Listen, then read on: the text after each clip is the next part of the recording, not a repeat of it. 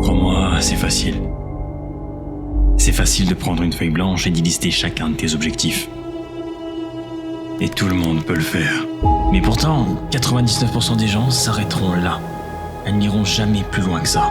Pourquoi ? Parce que c'est facile de les écrire. Ce qui est plus difficile en revanche, c'est d'avoir la force, la conviction, d'avoir la volonté d'aller plus loin que ça. Alors oui, c'est bien de faire ce premier pas, d'écrire chacun des objectifs, d'avoir l'audace de les assumer.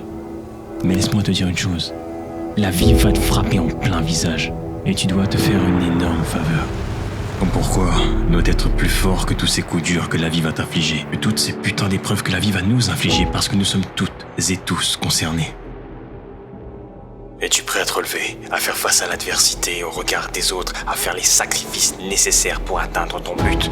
Vois-tu, j'aime à penser que, quelle que soit la divinité en laquelle tu crois, Dieu réserve ses combats les plus ardus à ses combattants les plus féroces. Parce que tout le monde n'acceptera pas de se faire malmener. Tout le monde ne sera pas capable de faire face au rejet, capable de nager à contre-courant.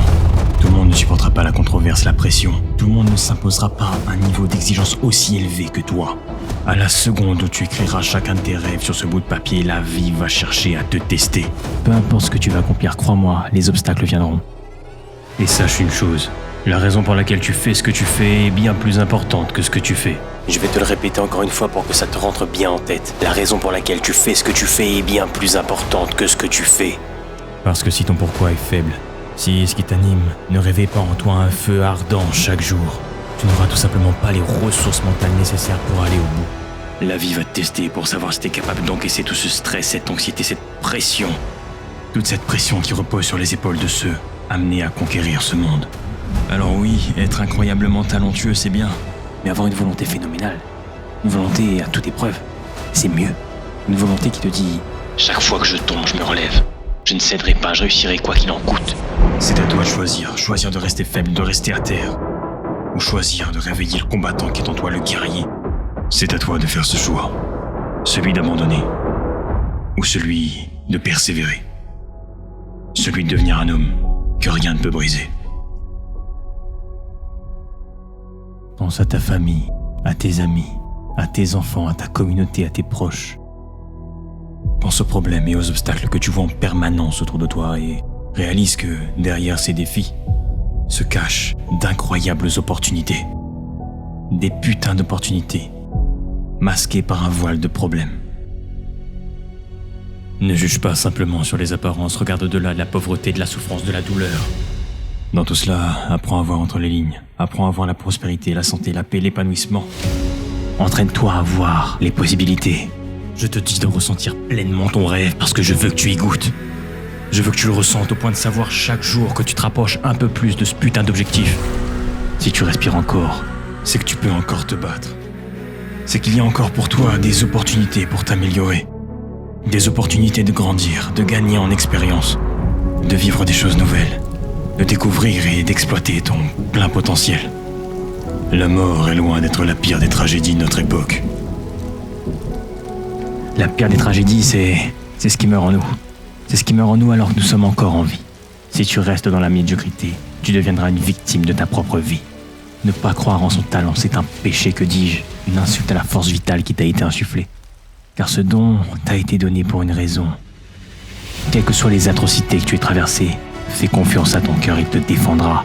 Utilise ta voix pour valider ton talent. Regarde-toi dans le miroir et rappelle-toi. Je suis toujours là. J'ai traversé des épreuves, mais je suis toujours là. J'ai perdu des êtres chers, mais je suis toujours là.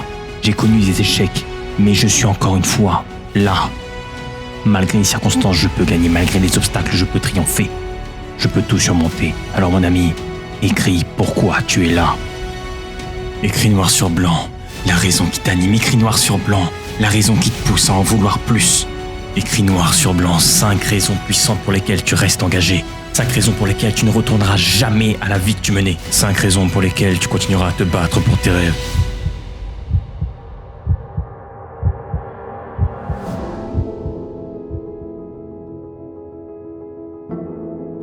Et maintenant, je souhaiterais adresser un message à celles et ceux qui ont arrêté de rêver, qui ont arrêté de croire en leurs rêves, en leur potentiel, en cet épanouissement. Même quand la vie te fait tomber, relève-toi.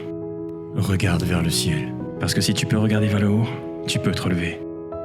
Et c'est cette foi immuable en tes convictions qui t'apportera la force de te relever. Encore et encore.